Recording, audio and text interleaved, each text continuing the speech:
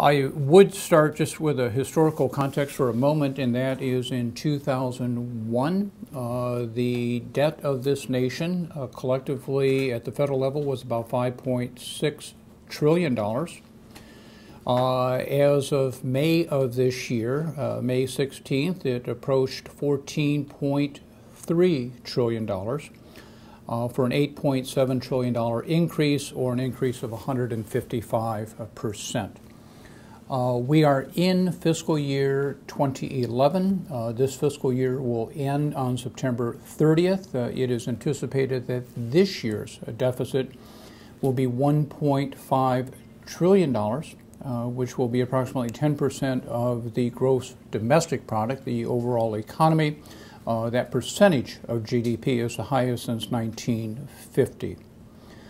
The question is, what happened between 2001 and 2011 to get us here?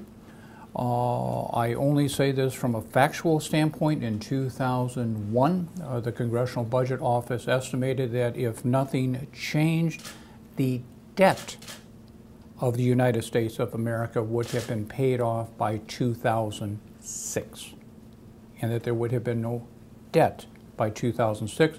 Because as of 2001, we were running surpluses and paying down the debt. The Pew Charitable Trust has a paper out relative to the accumulation of this debt over that period of time.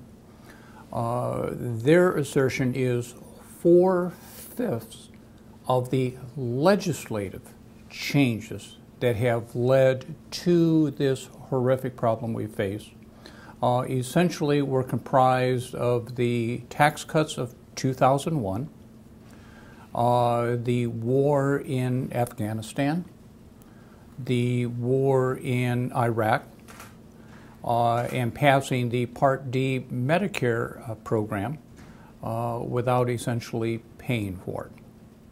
I would point out, as a member of Congress and as a member of the Appropriations Committee, I voted against the tax cuts of 2001. I voted against the invasion of Iraq.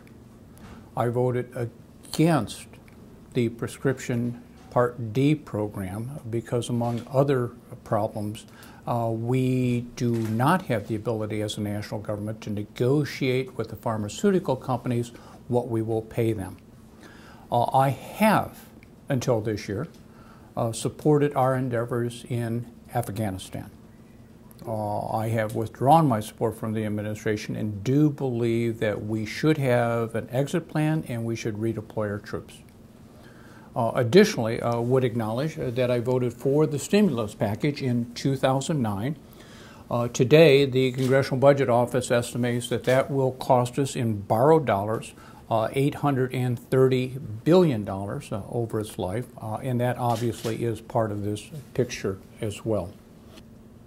The situation is such that if we eliminated, as I call it, the entire federal government, every department, Department of Education, Federal Trade Commission, International Trade Commission, Justice Department, the entire Congress, the court system, Border Patrol, prisons, presidency, everything, did nothing on taxes, did nothing on defense, and did nothing on entitlements, we would still have a deficit this year of $817 billion. So the point that this will be easy or simplistic, I would pose to you, is absolutely wrong. This year, spending is 24.7% of GDP, and obviously that cannot go on. Taxes are 14.8% of GDP.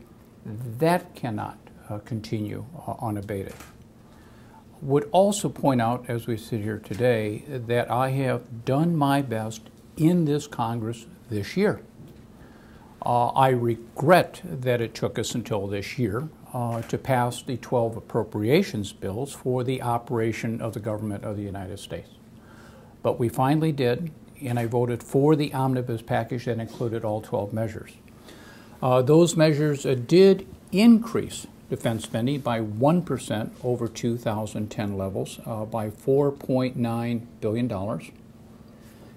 decreased domestic discretionary spending by $44.8 billion for a 7.7% decrease. I just completed, along with Mr. Frelinghuysen, my chairman on energy and water, our energy and water appropriation bills for fiscal year 2012, which will start on October 1st. The bill that passed the House Friday of this past week was $30,638 million. That is a cut of over $1 billion from fiscal year 11, this current year. It is a cut of almost $3 billion from fiscal year 2010. And that is the committee I have primary responsibility for, or relative to the Democratic Party. You will note that despite those efforts on behalf of the committee and those cuts, we still find ourselves significantly short. For those, and I wish this was not such a partisan either-or debate, and I would hope that people do meet in the reasoned middle.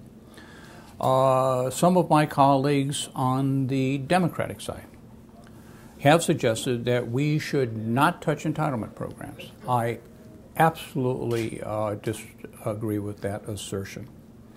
What I tell the people I represent in Northwest Indiana in the 1st District is that if we had not touched Social Security, and be clear on my words here, over 30 times since its creation, they wouldn't be getting a check today. They wouldn't be getting a check today because we made changes to Social Security. We need to make changes again. Now, some have suggested in this budget debate that because there is more money going into Social Security than going out of Social Security, it is not part of the budget problem. I have several retorts. One is, the last time I looked, people who pay the payroll tax send it to Washington, D.C. I think it actually goes to Baltimore, but it goes to Washington, D.C. Checks come back to citizens in this country from Washington, D.C. One of the permutations that has been talked about for August 3rd is that Social Security, and I'm not predicting that, I'm simply saying why this is part of the federal budget, is, well, maybe we won't have money to send the checks out because the federal employees will not have been paid and they will not be there to process the checks. This is a federal program. And for the last 2 years, primarily because we have a rotten economy, the revenue going into Social Security does not match the revenue going out, but we still are generating a continued surplus because we have interest income that has more than made up the shortfall in the last 2 years. But the fundamental reason why I believe we need to touch the program, and it does not include changing any of the benefit levels, potentially, is that it is solvent until the year 2036. And while people in my position have been accused of taking a very short-term view, for these generational programs, I think it's imperative that we take the long view. And I was taught that the greatest empowerment tool we have as investors is the joys of compounding in time. And that's what we have if we deal with Social Security now. One proposal that I strongly support is simply that we remove the cap on the wage tax for employees only. And that would add 21 years of solvency to Social Security. We would go from 2036 to 2057. It would not add a burden to the employers. It would not change the tax rate. It would not change a benefit.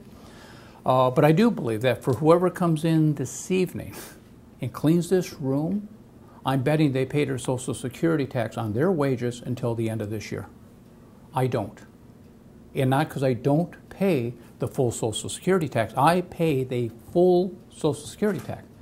But there is a cap at about $106,000. If it is a wage tax, that would be my proposal.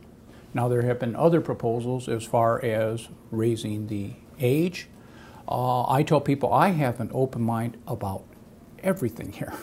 But the idea that we can exclude 2/3 of spending and solve this problem just doesn't get the job done.